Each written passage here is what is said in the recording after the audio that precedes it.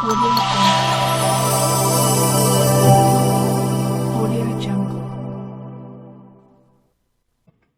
नमस्कार एवरीवन, कैसे हैं आप सब लोग। आई होप आप सब लोग बहुत अच्छे होंगे, अपनी पढ़ाई बहुत अच्छे से कर रहे होंगे। कर रहे हैं ना? प्लीज अपनी पढ़ाई को बहुत अच्छे से कीजिए और किसी भी डाउट के लिए आप इस नंबर पे मुझे व्हाट्सएप कर सकते हैं।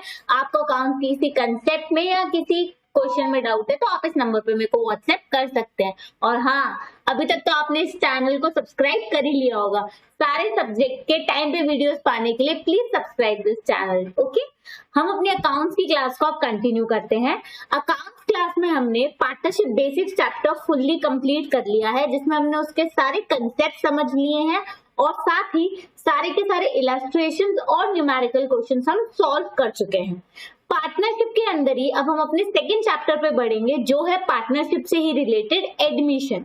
ठीक है, admission of a partner. Okay, इस चैप्टर को आज हम समझेंगे, मतलब ये चैप्टर आज हम स्टार्ट करने वाले हैं। ठीक है, पार्टनरशिप के अंदर आपके टोटल 4 चैप्टर्स है। Partnership basics, admission, retirement death and resolution, ये 4 चैप्टर्स है। हम फर्स्ट चैप्टर कंप्लीट कर चुके हैं, आज हम सेकेंड चैप्टर की तरफ मूव कर रहे हैं। ओके, आ जाओ सब। चलो, अब पार्टनरशिप एडमिशन समझने से पहले एक स्टोरी समझाना चाहती हूँ, मैं आप लोगों को एक स्टोरी सुनाना चाहती हूँ बेसिकली। ठीक है, आ जाओ सब लोग स्टोरी सुनेंगे मेरे साथ। आ जाओ आ जाओ, चलो देखो क्या है ना, क्या है मेरे बगल में ना, मेरे नेबर्स है, वहां पता है कौन है, 4 लोग रहते हैं। ठीक है, नेबर्स में तो इंसान ही रहेंगे। एक घर है, ठीक है, एक घर है। ओके, वहां ऐसा ही घर है। इसके अंदर पता है कौन रहते हैं, एक अंकल है, ठीक है, एक आंटी है। मेरी ड्राइंग इतनी अच्छी नहीं है, ठीक है, लेकिन मैं आपके लिए लिख भी रही हूँ ना। अंकल आंटी है, उनके 2 बच्चे हैं। ठीक है, एक का नाम है गोलू, एक का नाम है मोनू। ठीक है, ये 2 बच्चे हैं। ठीक है, ओके ओके ओके। अब ये देखो, ये पूरी फैमिली में बहुत ज्यादा प्यार है, आराम से रहते हैं, सारे काम मिल बांट के करते हैं। क्या करते हैं ये, अपना सारे काम डिस्ट्रीब्यूट करते हैं। ठीक है, मिल बांट के करते हैं, अपने सारे काम ये लोग मिल बांट के करते हैं। ओके जी। और पता है ये लोग क्या करते हैं, और साथ में बैठ के टीवी, फ्रिज सब यूज करते हैं, सोफा, ये सारी चीजें, ये सारे फैमिली मेंबर्स, ये 4 फैमिली मेंबर्स इन सारी चीजों को यूज करते हैं। टीवी, फ्रिज, सोफा को, सोफे पे बैठ के आराम से टीवी देखते हैं, फ्रिज का ठंडा ठंडा पानी पीते हैं। तो ये सारी चीजें ये लोग यूज कर रहे हैं। ठीक है, कर रहे हैं। फिर पता है आखिरी रिजल्ट इनका फायदा किसमें होता है, ये लोग मिलके खीर बनाते हैं। क्या बनाते हैं, खीर। खीर सबने खाई होगी ना, मस्त मस्त खीर बनाते हैं। ठीक है, ये लोग क्या करते हैं, चारों फैमिली मेंबर हर दिन ऐसे करते हैं। हाँ, मैं गई थी देखने, मुझे पता चला नेबर्स है, नेबर्स के बारे में तो सबको पता चलता ही है। आपको भी अपने नेबर्स के बारे में तो पता ही होगा ना। हाँ, वैसे ही मुझे भी पता है अपने नेबर के बारे में, है ना।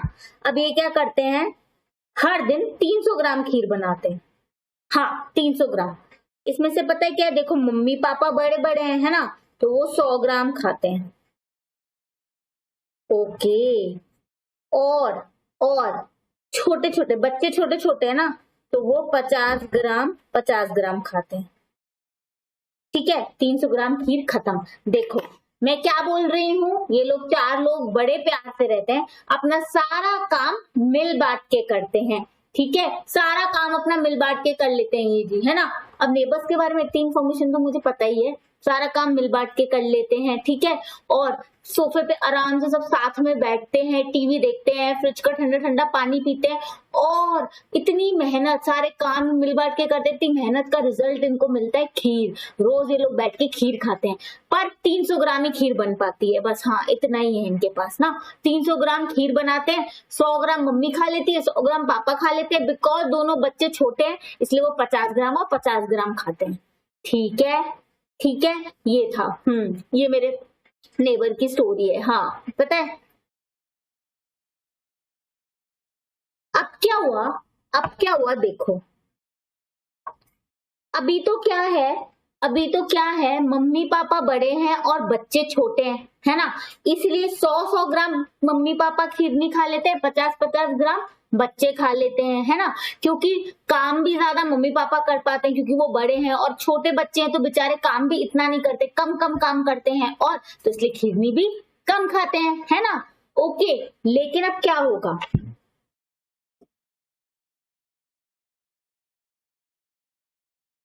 जैसे जैसे जैसे जैसे क्या होगा जी, जैसे जैसे मम्मी पापा इनके बूढ़े होते जाएंगे, होंगे मम्मी पापा बूढ़े, होंगे कि नहीं होंगे मम्मी पापा बूढ़े, और बच्चे बड़े होते जाएंगे, लो बच्चे बड़े हो गए।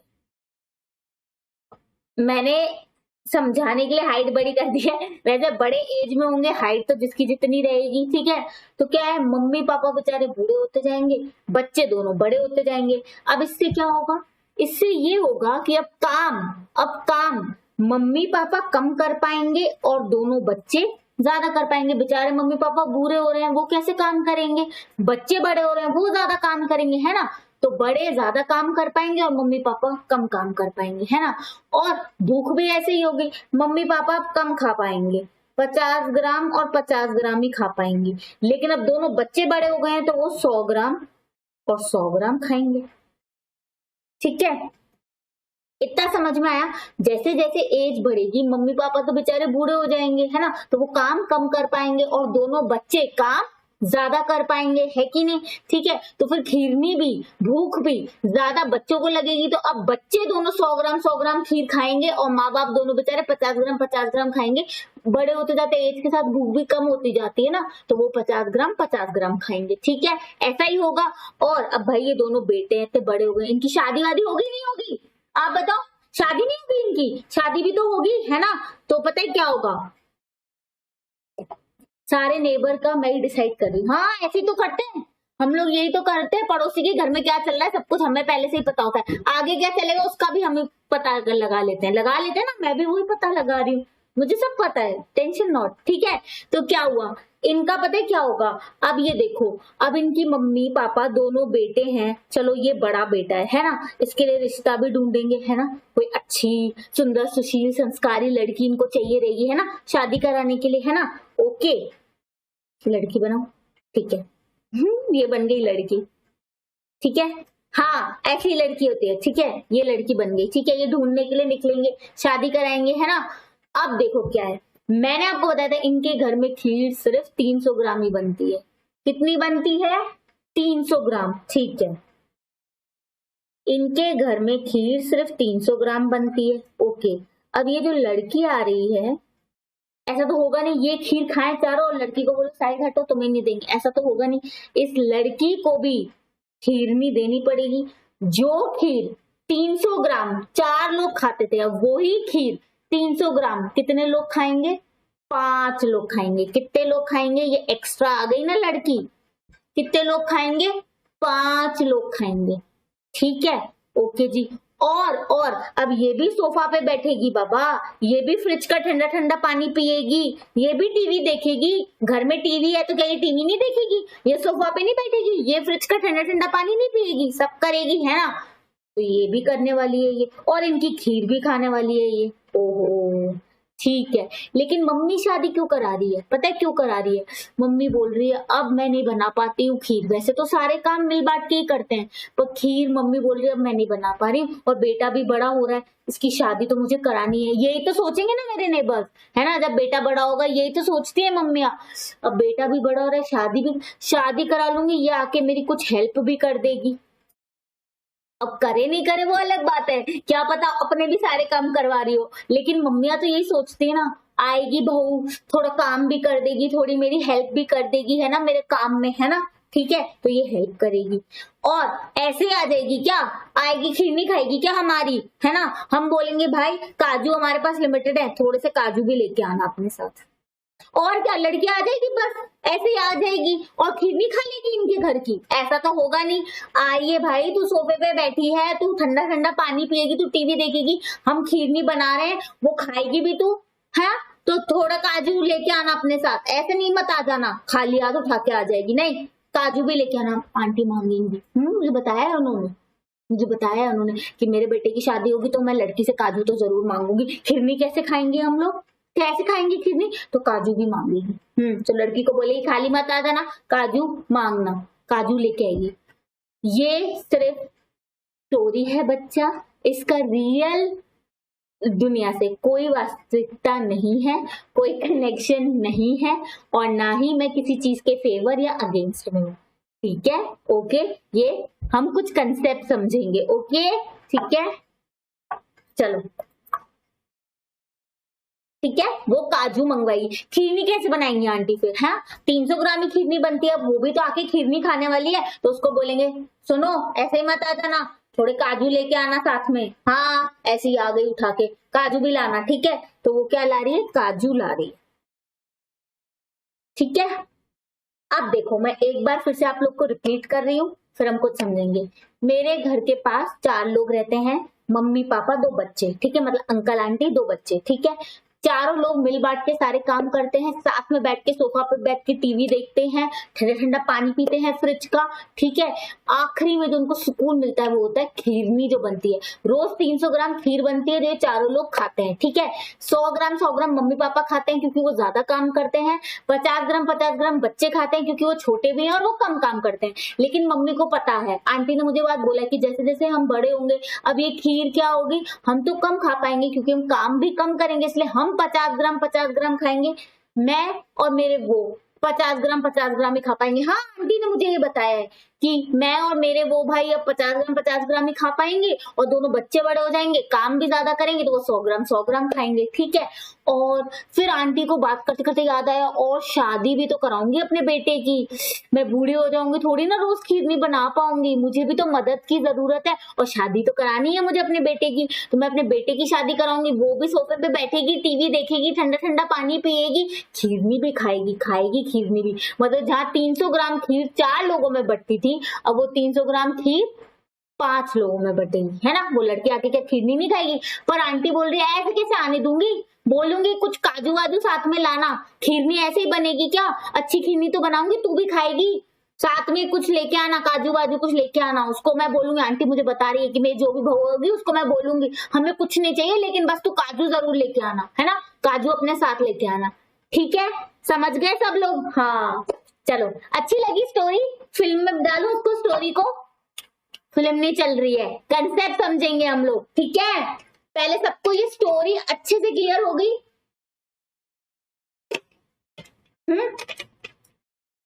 अब हम पूरा का पूरा समझते हैं कंसेप्ट। इस स्टोरी के अंदर सारे के सारे कंसेप्ट हो गए कवर। कैसे मैम, अभी देखना कैसे। अब बस सब लोग मेरी तरफ ध्यान देते जाओ। चलो आ जाओ, देखो ये 4 जने मिलके मिल बांट के काम करते हैं, खुशी से रहते हैं, मतलब ये 4 जनों की फैमिली है एक पार्टनरशिप बिजनेस, ठीक है। ये तो वैसे फैमिली है, पर 4 लोग मिलके पार्टनरशिप बिजनेस भी कर सकते हैं, है ना, कोई बिजनेस भी कर सकते हैं, कोई बिजनेस भी कर सकते हैं, ठीक है। सारे काम मिल बांट के करते हैं, ये लोग काम मिल बांट के करते हैं, मतलब पार्टनरशिप बिजनेस में भी चारों पार्टनर्स आपस में अपना काम डिसाइड करते हैं आपस में अपना काम और करते हैं, फर्स्ट फैक्ट, ठीक है। दूसरा, पार्टनरशिप के जितने भी असेट्स होते हैं सारे पार्टनर्स मिलके यूज करते हैं। ये पार्टनरशिप बिजनेस, ये अपना बिजनेस कर रहे हैं, इसमें जो भी ये चीजें खरीद के लाते हैं सारे पार्टनर्स मिलके उसे यूज करते हैं। तो यहाँ पे ये फैमिली भी तो यही कर रही है, टीवी, फ्रिज, एसी, सोफा सब कुछ मिलके यूज कर रही है ना, असेट्स को मिलके यूज कर रही है, ठीक है।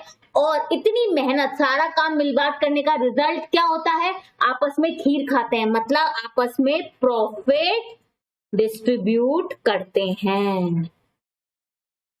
और प्रॉफिट का शेयर कितना होता है? जितना जो काम करता है, जितना जो मेहनत करता है, जितना जो पैसा लाता है। जैसे मम्मी पापा बड़े हैं, वो ज्यादा काम करते हैं, ज्यादा पैसा लाते हैं घर पे, तो वो क्या करते हैं? ज्यादा खीर खाते हैं। और दोनों बच्चे छोटे हैं, वो कम काम करते हैं और कम पैसा लाते हैं घर पे, तो वो लोग कम खीर खाते हैं। वैसे ही प्रॉफिट का शेयर होता है, जिसने जितना ज्यादा कैपिटल दिया होता है, जो जितना ज्यादा काम करता है बिजनेस में, उसका प्रॉफिट शेयरिंग रेशियो ज्यादा होता है, और जो जितना कम काम करता है उसका प्रॉफिट शेयरिंग रेशियो कम होता है। इतना समझे सब?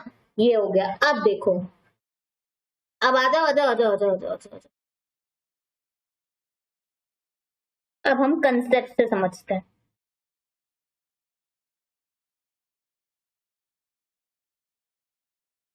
सब समझ आएगा, बस मेरी तरफ सबका ध्यान होना चाहिए। ठीक है, आ जाओ। देखो, सबसे पहला है change in profit sharing ratio on account of change in existing partner role in the form. Ma'am कुछ समझ नहीं आया, अभी समझ आएगा। मैंने आपको बोला 4 फैमिली मेंबर है, ठीक है, लेकिन अभी मम्मी पापा खीर ज्यादा खाते हैं, बच्चे कम खाते हैं क्योंकि वो छोटे हैं, वो कम काम करते हैं, ठीक है। लेकिन जैसे जैसे मम्मी पापा बूढ़े होते जाएंगे, बच्चों का रोल ज्यादा हो जाएगा, बच्चे ज्यादा काम करेंगे, इसलिए वो खीर ज्यादा खाएंगे और मम्मी पापा खीर कम खाएंगे, है कि नहीं? मतलब पहले जो प्रॉफिट जिस रेशियो में डिस्ट्रीब्यूट होता था, प्रॉफिट मतलब खीर, आखिरी में जो इतनी मेहनत का फल, वही होता है प्रॉफिट। तो खीर पहले मम्मी पापा ज्यादा खाते थे, बच्चे कम खाते थे। जैसे जैसे रोल चेंज हुआ, बच्चे ज्यादा काम करने लग गए और मम्मी पापा कम काम करने लग गए। मम्मी पापा कम खीर खाते हैं, बच्चे ज्यादा खीर खाते हैं। मतलब रोल चेंज होने से प्रॉफिट शेयरिंग रेशियो चेंज हो गया। पहले 300 ग्राम खीर 100 ग्राम 100 ग्राम और 50 ग्राम बटती थी, अब वही खीर बच्चों में 100 ग्राम बट रही है और मम्मी पापा में 50 ग्राम बट रही है। क्या मतलब है इसका? इसका मतलब एग्जिस्टिंग मेंबर्स में ही प्रॉफिट शेयरिंग रेशियो चेंज हो रहा है। कोई नया मेंबर आया है क्या? अभी नहीं। क्या शादी हो गई? नहीं। अभी वो 4 लोग ही हैं जो फैमिली में थे, जो पहले थे अभी भी क्या वही है? हाँ वही है। लेकिन उन्हीं मेंबर्स में खीर को बांटने का रेशियो क्या चेंज हो गया है? हाँ चेंज हो गया है। क्यों चेंज हो गया है? क्योंकि उनकी रोल्स चेंज हो गए। जो पहले ज्यादा काम करता था वो कम काम करता है, और जो पहले कम काम करता था वो ज्यादा काम करता है। तो रोल चेंज होने से क्या एग्जिस्टिंग मेंबर्स में ही प्रॉफिट शेयरिंग रेशियो चेंज हो गया? खीर खाने का जो डिस्ट्रीब्यूशन था क्या चेंज हो गया? हाँ हो गया। इसी को कहते हैं change in profit sharing ratio. ये कब होगा? On account of change in existing partners role in firm. जब पार्टनरशिप फर्म में जो पार्टनर्स ऑलरेडी हैं उनका रोल चेंज हो जाए, कोई ज्यादा काम करने लग जाए, कोई कम, पहले जो कम काम करता है वो ज्यादा करने लग जाए। अगर रोल में चेंज आ जाए, हो सकता है वो ज्यादा कैपिटल ले आए, ज्यादा पैसा ले आए। जैसे अब बच्चे बड़े होंगे तो वो ज्यादा पैसा ले आ पाएंगे मम्मी पापा के कंपैरिजन में, क्योंकि मम्मी पापा बूढ़े हो रहे हैं। तो हो सकता है कोई भी चेंज हो सकता है। तो जब रोल में चेंज आ जाए, तो जब एग्जिस्टिंग पार्टनर्स में ही रोल चेंज होने की वजह से, जब एग्जिस्टिंग पार्टनर्स में ही प्रॉफिट का डिस्ट्रीब्यूशन, प्रॉफिट का शेयर, प्रॉफिट का रेशियो चेंज हो जाए, उसे कहते हैं change in profit sharing ratio. समझ आया? खीर वाले एग्जांपल से बड़े हो रहे हैं बच्चे, वो ज्यादा खाते हैं। समझ आ गया? ठीक है, सेकंड पे आओ। सेकंड है एडमिशन। ठीक है, किसी नए पार्टनर का आना। ठीक है, मैंने आपको बताया था आंटी जब अपने बच्चे की शादी कराएंगी तो वो क्या सोच के शादी करा रही हैं? देखो, एक तो आंटी को मैनेजरियल हेल्प चाहिए, मतलब आंटी को अपने काम में हेल्प चाहिए कि अब मैं बूढ़ी हो रही हूँ, अकेले नहीं कर पा रही, मुझे चाहिए कोई आके मेरी मदद करे काम में, है ना। वैसे ही पार्टनरशिप फर्म में जब पार्टनर को एक एक्स्ट्रा इंसान की जरूरत पड़ती है ताकि वो उनके काम में हेल्प करे, तो वो एक नया पार्टनर लेकर आ सकते हैं। नए पार्टनर का आना पार्टनरशिप फर्म में कहलाता है एडमिशन। जैसे किसी फैमिली में न्यू मेंबर का आना कहलाता है एडमिशन, स्वागत। वाइफ आई है ना बेटे की, तो उसका स्वागत हो रहा है, एडमिशन इनटू द फैमिली। वैसे ही पार्टनरशिप फर्म में जब बिजनेस को आगे बढ़ाने के लिए किसी की मदद की जरूरत होती है तो उसे क्या कहते हैं जी, मैनेजरियल हेल्प की जरूरत होती है, तो नए पार्टनर को लाते हैं एडमिशन। या फिर हमें एडिशनल कैपिटल की जरूरत है, जैसे आंटी को अब ज्यादा काजू की जरूरत है, उन्हें कम पड़ रहे हैं काजू, तो आंटी ने क्या सोचा, ये बहू आएगी ना, उससे बोलूंगी सुन खीर भी तो खाएगी तू, थोड़े से काजू लेके आना है ना। तो हम नए पार्टनर को क्यों ला सकते हैं कि हमें और पैसे की जरूरत है अपने पार्टनरशिप फॉर्म को और आगे बढ़ाने के लिए, ठीक है, हमें और पैसा चाहिए, तो हम किसी नए पार्टनर को अपनी इस पार्टनरशिप फॉर्म में एंट्री दिलवा सकते हैं। किसी अलग इंसान को बोल सकते हैं कि आ जाओ हमारा पार्टनरशिप फॉर्म ज्वाइन करो, ताकि हमें और पैसा मिले और अपने पार्टनरशिप फॉर्म को और आगे बढ़ाएं। या फिर हमें मैनेजरियल हेल्प की जरूरत है, हमें ये चाहिए कि हमें अपने बिजनेस संभालने के लिए और पार्टनर की जरूरत है, ठीक है, जो और अच्छे से संभाले, तो इसीलिए हम किसी नए इंसान को पार्टनरशिप फॉर्म में ला सकते हैं फॉर एडिशनल कैपिटल और फॉर मैनेजरियल हेल्प। लेकिन अभी जो नया पार्टनर आ रहा है इसको क्या क्या राइट मिल जाता है, एक सेकेंड, यहाँ पे आ जाओ।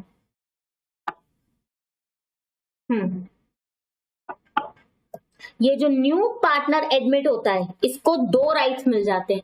क्या मैम, कौन से 2 राइट? पहला right to share the assets of partnership form. जैसे घर में बहू आ रही है बेटे की शादी करा के, तो वो क्या असेट यूज करेगी, सोफा पे बैठेगी, टीवी देखेगी, फ्रिज का ठंडा ठंडा पानी पिएगा, एसी होगा तो एसी भी चलाएगी, मतलब उस फैमिली के जितने असेट्स हैं वो सारे के सारे क्या बहू यूज करेगी? हाँ, यूज करेगी। वैसे ही पार्टनरशिप फॉर्म में जब कोई नया पार्टनर आता है तो उसका जितने भी पार्टनरशिप असेट्स ऑलरेडी हैं उनको यूज करने का हक उसे मिल जाता है, right to share the assets. Already partnership firm business कर रही है, बिजनेस करती है तो आपको पता है बिजनेस में बहुत सारे असेट्स वो खरीदती है ना, बहुत सारे असेट खरीदती है बिजनेस में ही यूज करने के लिए, तो असेट का शेयर अब इस पार्टनर को भी मिलेगा। And right to share the profits of partnership form. जैसे बहू आई है, जो खीरनी बनती है, उस 300 ग्राम खीरनी में अब उसका भी शेयर है कि नहीं है? वो क्या 4 लोग खाएंगे उसको अलग कर देंगे? नहीं, बहू को भी तो देंगे ना खीरनी, तो अब वो 300 ग्राम 4 नहीं 5 लोगों में बटेगी। वैसे ही अब पार्टनरशिप फॉर्म का जितना भी प्रॉफिट है वो एग्जिस्टिंग पार्टनर्स में नहीं, अभी जो नया पार्टनर आया है उसमें भी बटेगा। मतलब अगर एग्जिस्टिंग पार्टनर 4 थे, इस न्यू पार्टनर के आने से 5 हो गए, तो अब जो प्रॉफिट आएगा वो 5 लोगों में बटेगा, 4 लोगों में नहीं। तो इस नए पार्टनर ने क्या 2 राइट एक्वायर किए, एक तो उसको असेट के ऊपर शेयर मिल गया, ठीक है, और दूसरा उसको प्रॉफिट पे शेयर मिल गया। खीर भी खाएगी और फ्रिज का ठंडा ठंडा पानी भी पिएगी और सोफे पे भी बैठेगी, है ना। वैसे ही असेट भी यूज कर सकता है पार्टनर और प्रॉफिट में भी उसका शेयर होगा। असेट यूज करने का मतलब है कि वो जो असेट है जो पार्टनरशिप फॉर्म में यूज कर रही है, जो बिजनेस चलाने के लिए पार्टनरशिप फॉर्म यूज कर रही है, वो असेट अब सिर्फ एग्जिस्टिंग पार्टनर्स का ही नहीं है, जो ये नया पार्टनर आया है उसका भी शेयर है अब इस असेट पे, क्योंकि उस नए पार्टनर ने ज्वाइन कर लिया है। ठीक है बच्चा, समझ में आ गया? अब देखो, अब मेरे को एक बात बताना, अगर मैं जैसे घर में आंटी जो शादी करा रही है अपने बेटे के लिए बहू ला रही है ना, अपने बेटे के लिए पत्नी ला रही है, अपने लिए बहू ला रही है, मतलब तो क्या वो सिर्फ अपनी मर्जी चला सकती है? नहीं, चारों का कंसेंट लगेगा। पापा भी हाँ बोले, मम्मी भी हाँ बोले, छोटा भाई भी हाँ बोले कि हाँ सही है लड़की, भैया आप कर लीजिए शादी, और भाई को खुद को भी पसंद हो, तभी एक नए मेंबर की एंट्री हो सकती है। वैसे ही पार्टनरशिप फर्म में अकॉर्डिंग टू पार्टनरशिप एक्ट, आपको पता है पूरे पार्टनरशिप के ऊपर पार्टनरशिप एक्ट 1932 लगता है, हमने बेसिक्स में कवर किया है ये। पार्टनरशिप फर्म में किसी नए पार्टनर की एंट्री तभी हो सकती है जब सारे एग्जिस्टिंग पार्टनर यूनानिमसली एग्री करें। यूनानिमसली एग्री करें मतलब जब सबकी हाँ हो, जब सारे के सारे पार्टनर्स मिलके बोले हाँ ले आओ इस नए पार्टनर को, तभी वो नया पार्टनर की एंट्री हो सकती है। ठीक है, according to partnership act new partner can be admitted only when all the partners unanimously agree for it. अब इस एग्जाम्पल से आपको इसकी हर लाइन समझ में आ रही होगी, जो हमने खीर वाला नेबर वाला एग्जाम्पल किया, अब आपको ऑटोमेटिकली इसकी हर लाइन समझ में आएगी। ठीक है, यूनानिमसली एग्री करे। Unless otherwise provided in the partnership act. मतलब इसका, जैसे बेटा भाग के भी तो शादी कर सकता है, तो क्या किसी की कंसेंट लगी क्या कंसेंट? नहीं ना, उसने भाग के ले आया वो पत्नी। वैसे ही लेकिन इसमें पार्टनरशिप फॉर्म भागेगी थोड़ी ना। इसमें ये बात है कि अगर पार्टनरशिप डीड में जब एग्जिस्टिंग पार्टनर्स पार्टनरशिप में आ रहे हैं, जैसे पहले 4 लोग पार्टनरशिप में आ रहे हैं, उन्होंने अगर पार्टनरशिप डीड में स्पेसिफिकली लिख दिया कि अगर कोई नया पार्टनर आए ना तो ये जो मिस्टर बी है ना वो लेकर आ सकते हैं। जैसे 4 पार्टनर है ABCD, तो पार्टनरशिप डीड में अगर उन्होंने पहले से ही लिख दिया कि किसी नए पार्टनर को लाने के लिए ये बी अपनी मर्जी से ला सकता है, ये हक दे दिया, तो फिर क्या होगा जी? फिर वो अपनी मर्जी से ला पाएगा, ठीक है। लेकिन अगर ये हक नहीं दिया हुआ है तो किसी भी नए पार्टनर को लाने के लिए सारे पार्टनर्स की परमिशन चाहिए रहेगी। तो इसलिए लिखा है according to partnership act new partner can be admitted only when all the partners unanimously agree unless otherwise provided in partnership deed. अगर पार्टनरशिप डीड में ऐसा लिखा है कि हाँ कोई पार्टनर किसी नए पार्टनर को ला सकता है, सबकी कंसेंट की जरूरत नहीं है, तब वो ले आ पाएगा। अदरवाइज यही सबसे पहला रूल होता है कि किसी भी नए पार्टनर को लाने के लिए सारे एग्जिस्टिंग पार्टनर्स की हामी कंसेंट होना चाहिए। क्लियर बच्चा लोग? सारा पॉइंट हमने कवर कर लिया है इसका, ठीक है, ओके। अब आगे आ जाओ। नेक्स्ट है रिटायरमेंट और डेथ। अब ये क्या है? एक बार बताओ, आंटी ने अपने बेटे की शादी करवाई, ठीक है, शादी तो करवाई, बेटा बहू छोड़ के चले गए, नहीं जाते हैं क्या? अलग नहीं होते क्या? कितने लोग अलग होते हैं आजकल, तो मोस्टली अलग हो जा रहे हैं ना, वो भी अलग हो गए। इससे क्या हुआ? फैमिली टूट गई। फैमिली में से वो बेटा बहू फैमिली को छोड़ के चले गए। रिटायरमेंट भी तो यही होता है। रिटायरमेंट मतलब क्या? पार्टनरशिप फॉर्म बिजनेस को कोई पार्टनर छोड़ के जब चला जाता है उसे कहते हैं retirement. Withdrawal bye partner from the business of form, इसे कहते हैं रिटायरमेंट।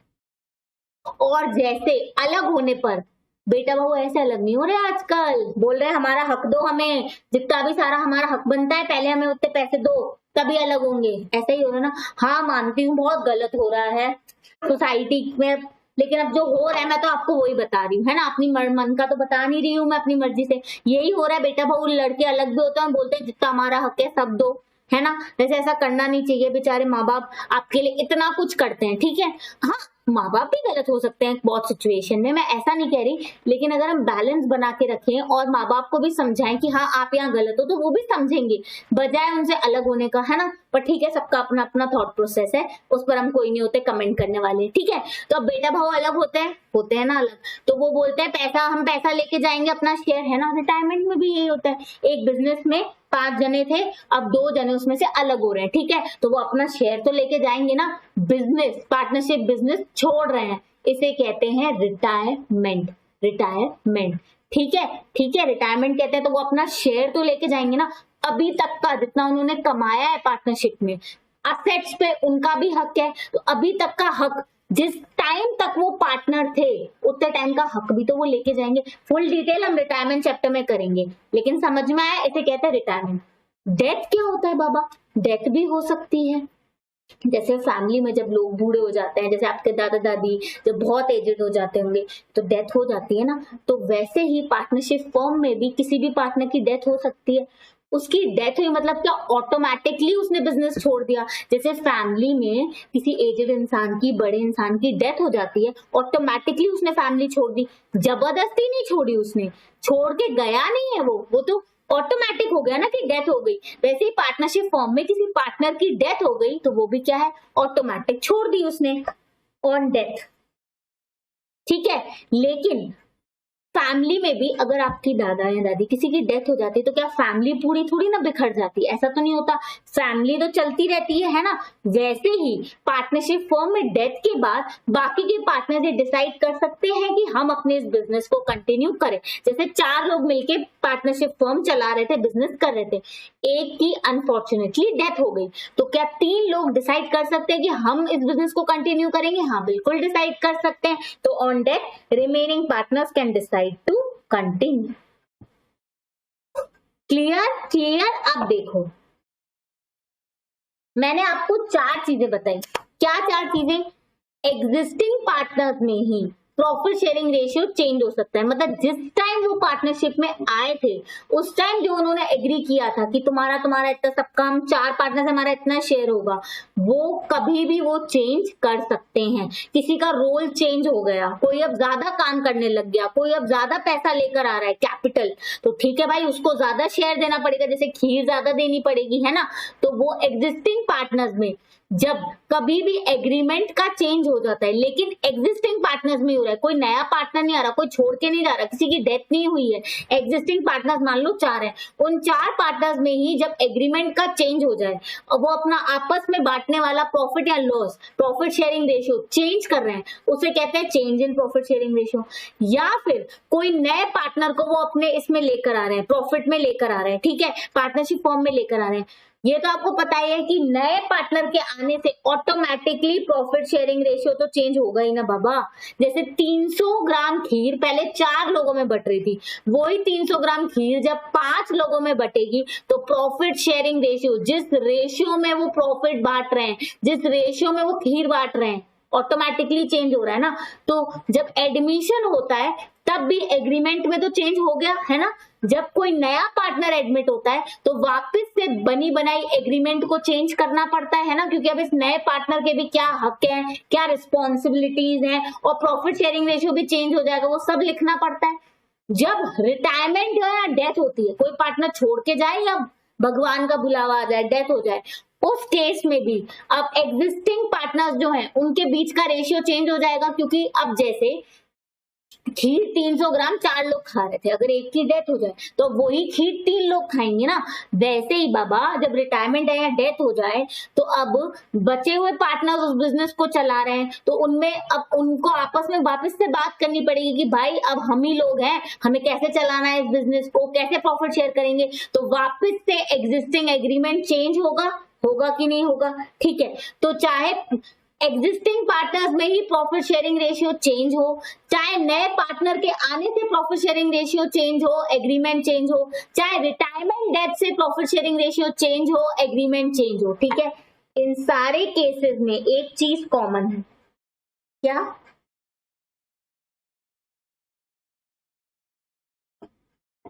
अब ध्यान से सुनना, इन सारे केसेस में एक चीज कॉमन है कि बाबा इनमें एग्रीमेंट चेंज हो जाता है, प्रॉफिट शेयरिंग रेशियो चेंज हो जाता है। क्यों? क्योंकि इसमें जो पहले डिसाइडेड एग्रीमेंट था पार्टनर्स के बीच में वो चेंज हो जाएगा। चाहे एग्जिस्टिंग पार्टनर्स में चेंज हो तो उसमें भी प्रॉफिट शेयरिंग रेशियो वो चेंज कर रहे हैं, तो वापस से नया एग्रीमेंट बनेगा, क्योंकि पहले पुराने एग्रीमेंट के हिसाब से कुछ और प्रॉफिट शेयरिंग रेशियो था। अब अगर एग्जिस्टिंग पार्टनर्स आपस में ही अपना प्रॉफिट शेयरिंग रेशियो चेंज करना चाहते हैं तो उन्हें एग्रीमेंट भी चेंज करना पड़ेगा। रिटायरमेंट या डेथ के केस में भी अब कोई पार्टनर छोड़ के जा रहा है या उसकी डेथ हो गई है, उस केस में भी बचे हुए पार्टनर्स को दोबारा एग्रीमेंट एंटर करना पड़ेगा कि अब हम सिर्फ हम बच गए तो हम प्रॉफिट कैसे शेयर करेंगे, हमारे बीच में क्या एग्रीमेंट होगा। तो प्रॉफिट शेयरिंग रेशियो चेंज करेंगे मतलब ऑटोमेटिकली एग्रीमेंट दोबारा एंटर करना पड़ेगा। किसी नए पार्टनर को ला रहे हैं उस केस में भी प्रॉफिट शेयरिंग रेशियो चेंज होगा, क्योंकि अब नए पार्टनर को भी तो कुछ शेयर देना पड़ेगा। खीर थोड़ी सी नए पार्टनर को भी तो देनी पड़ेगी, है ना, बहू भी तो खाएगी ना। तो उस केस में वापस से एग्रीमेंट चेंज होगा। तो change in profit sharing ratio, चाहे एडमिशन चाहे रिटायरमेंट डेथ, इन सारे केसेस में एक चीज कॉमन है, क्या? इसमें एग्जिस्टिंग एग्रीमेंट चेंज हो रहा है। तो इन सब केस में जब एग्रीमेंट चेंज हो रहा है उन सब के लिए एक कॉमन वर्ड है जिसे कहते हैं रिकॉन्स्टिट्यूशन।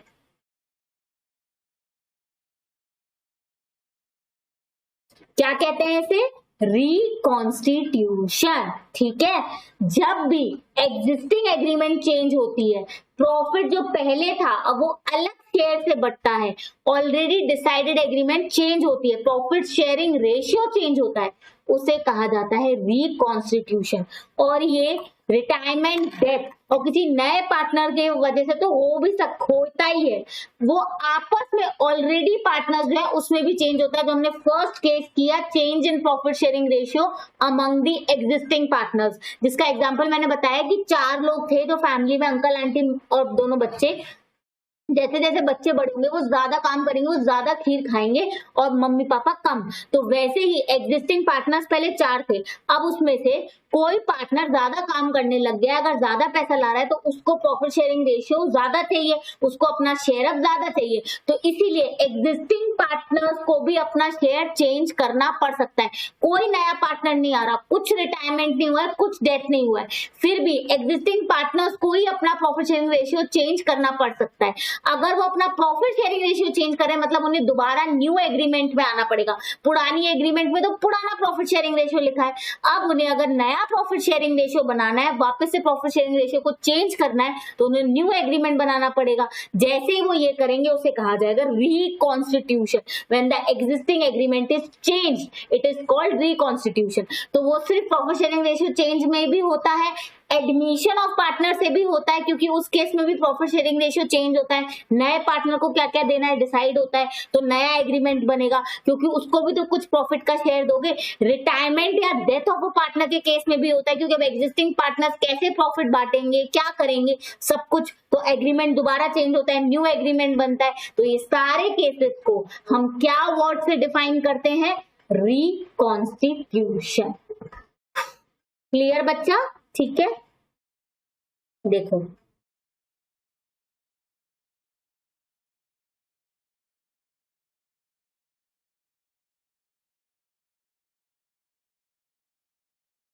वर्ड लिखा है ना, any change in the existing agreement amounts to reconstitution of partnership form।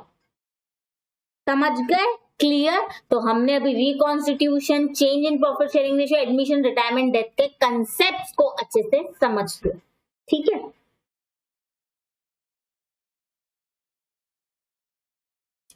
Admission में 1 सेकेंड, हाँ, एडमिशन में ये चीज क्लियर है, एडमिशन भी रिकॉन्स्टिट्यूशन होता है।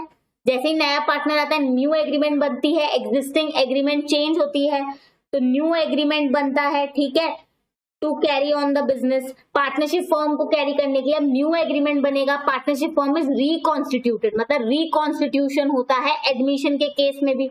और न्यू पार्टनर के क्या क्या राइट होते हैं मैंने बताया, असेट पे उसका शेयर आ जाता है, प्रॉफिट पे उसका शेयर आ जाता है, दोनों पॉइंट्स अपन लोग कवर कर चुके हैं। ठीक है, लास्ट पॉइंट जो बचता है वो क्या है? मेरे को एक बात बताना, जैसे पहले मैंने बोला 300 ग्राम खीर 4 लोग खा रहे थे, मान लो बेटा बड़ा हो गया है ना, तभी तो उसकी शादी कराना है ना, 100 ग्राम 100 ग्राम, मम्मी पापा 50 ग्राम 50 ग्राम। ठीक है, तो शेयर क्या हुआ? 10 इंटू 10 इंटू 5 इंटू 5, ये शेयर हो गया, मतलब 5 इंटू 5 है ना, मतलब 2 इंटू 2 इंटू 1 इंटू 1 है ना, ये हो गया शेयर। अब जैसे ही कोई नया मेंबर, मतलब बेटे की शादी हो रही है, ठीक है, बेटे की शादी हो रही है, तो अब ये 300 ग्राम खीर 4 लोगों की जगह 5 लोगों में बटेगी। ठीक है, मतलब इसको खीर देने के लिए कुछ खीर इसे कम खानी पड़ेगी, कुछ खीर इसे कम खानी पड़ेगी, कुछ खीर इसे कम खानी पड़ेगी, कुछ खीर इसे कम खानी पड़ेगी, है ना, तब जाके हम इसे, ये जो इसकी वाइफ आ रही है ना बेटे की, उसको खीर दे पाएंगे, है ना। मतलब वाइफ गेन करेगी, क्या गेन करेगी? खीर। ये सारे एग्जिस्टिंग लोग क्या करेंगे? सैक्रिफाइस। क्या करेंगे? सैक्रिफाइस। ये अपनी जितनी खीर खा रहे हैं उसमें से थोड़ी सी कम खीर खाएंगे, तभी तो बाबा ये वाइफ को दे पाएंगी ना, मतलब ये नए मेंबर को दे पाएंगे। वैसे ही प्रॉफिट शेयरिंग रेशियो होता है, नया पार्टनर आ रहा है, प्रॉफिट तो उतना ही है, पहले ये 4 लोगों में बढ़ता था, लेकिन अब नया पार्टनर आ रहा है, उससे भी तो प्रॉफिट देना पड़ेगा, तो उसे प्रॉफिट का शेयर देने के लिए ये बाकी के 4 पार्टनर्स को अपना शेयर थोड़ा थोड़ा कम करना पड़ेगा, तभी तो ये नए पार्टनर को दे पाएंगे, है ना बाबा। ठीक है बाबा, है ना। तो इसमें क्या होगा? न्यू पार्टनर गेन करेगा, क्या गेन करेगा? प्रॉफिट का शेयर, इसको तो मिलेगा। जो ओल्ड पार्टनर्स हैं वो करेंगे सैक्रिफाइस। क्यों? वो अपना थोड़ा हिस्सा देंगे तभी तो इसको मिलेगा। ये करेंगे सैक्रिफाइस, इनका शेयर हो जाएगा कम। ठीक है, ठीक है।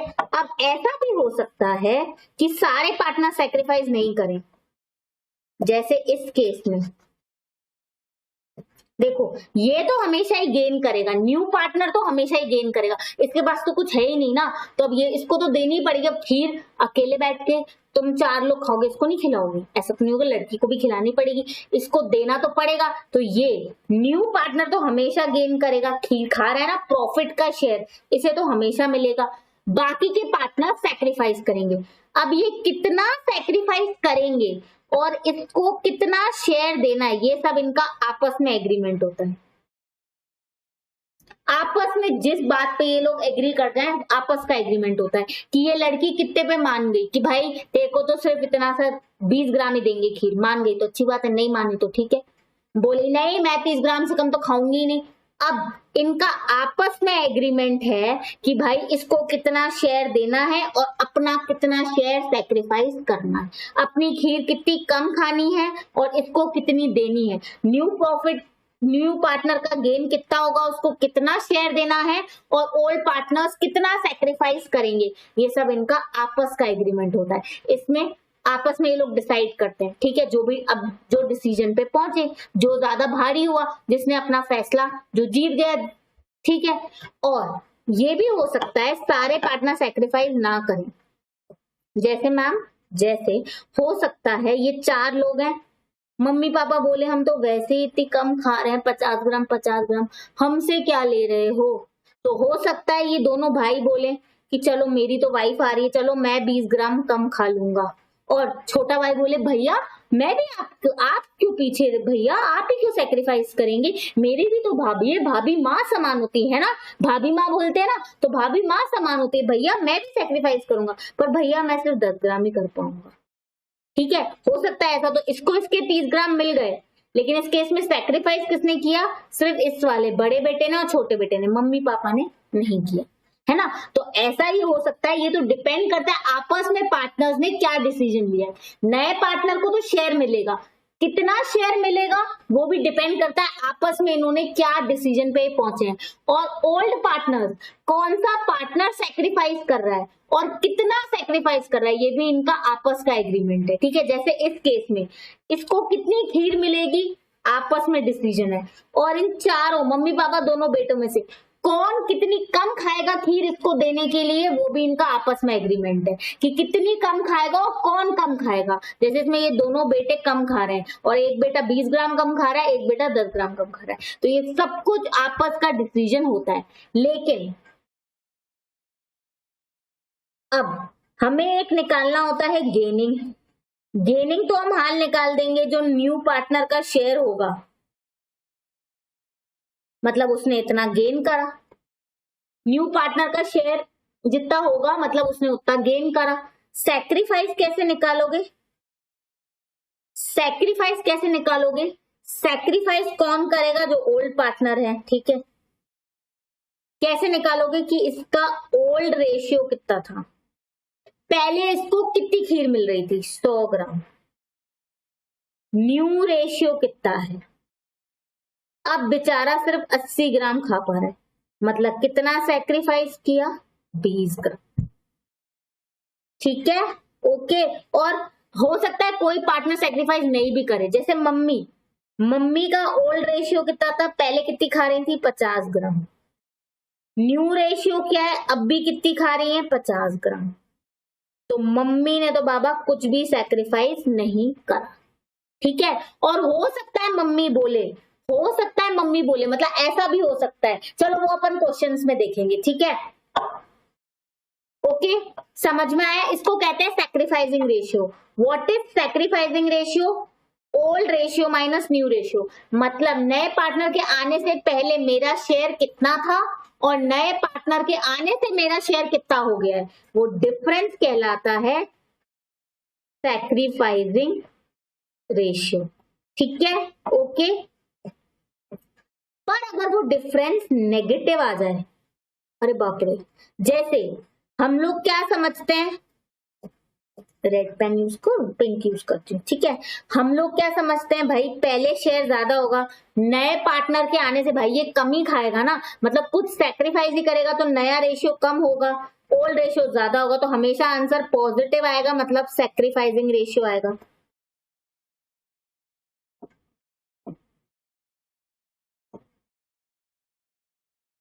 इधर हो जा बाबा। हाँ, मतलब हमेशा क्या आएगा, सैक्रिफाइसिंग रेशियो ही आएगा, है ना, क्योंकि ओल्ड रेशियो ज्यादा होगा, न्यू रेशियो अब कम होगा, क्योंकि नए पार्टनर को दिया है ना, तो मतलब पहले ज्यादा शेयर था अब कम शेयर है, तो पहले शेयर ज्यादा था अब कम शेयर, इसका डिफरेंस पॉजिटिव, मतलब सैक्रिफाइस ही करा है।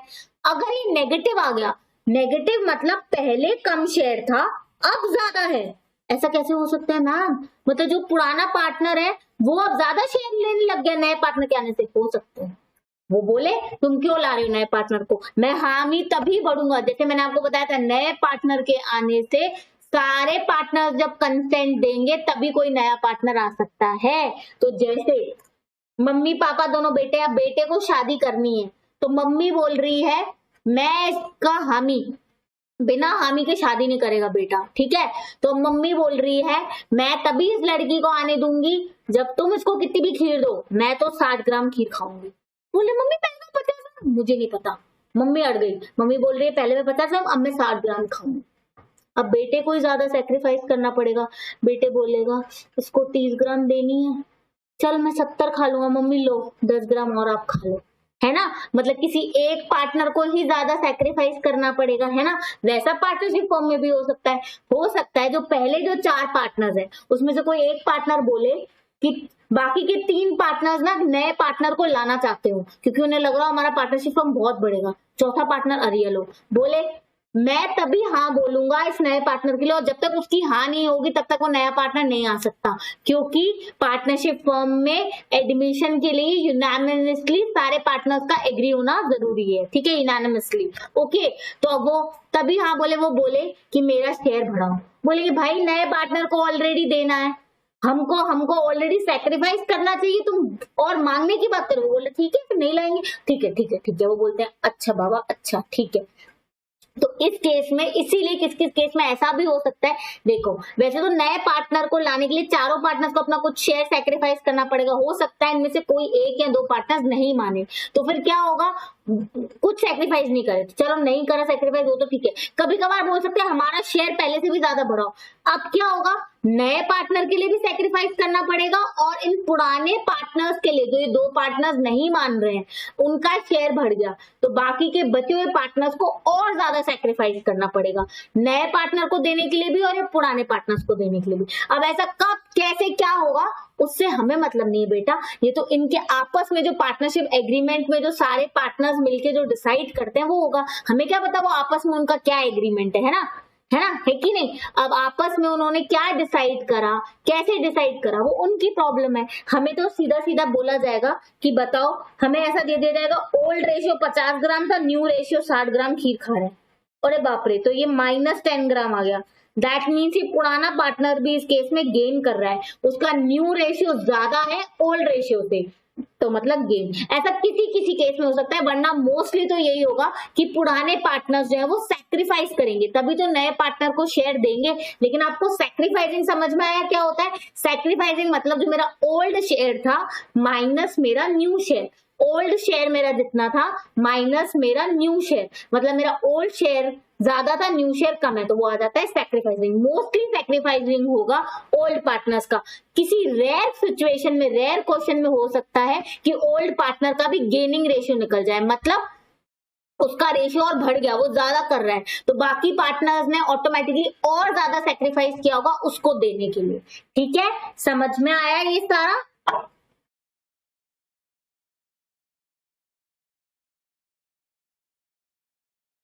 ओके, ये रहा, तो sacrificing ratio is old share minus new share, clear, ठीक है, ओके। तो हमने आज सारे कंसेप्ट कवर कर लिए हैं, एडमिशन के भी सारे कंसेप्ट कवर नहीं हुए, बेसिक्स हमने कवर कर लिए हैं। एडमिशन के बेसिक्स में हमने क्या क्या समझ लिया, admission, new change in profit sharing ratio, retirement death, they all are called reconstitution. क्यों?